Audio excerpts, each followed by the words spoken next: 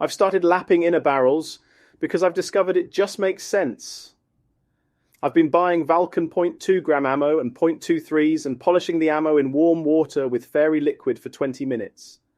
I've been taking SEMA barrels and polishing them with high grit emulsions, the stuff you use on car paint for bad scratches, and using a power drill with a cummy cleaning rod and just polishing the fuck out of it until it's basically a wide bore. Paired with an Ares, hop rubber and ProWin hop unit, I'm getting the same results that you'd expect from a bog standard Lancer Tactical, and my customers are very unhappy.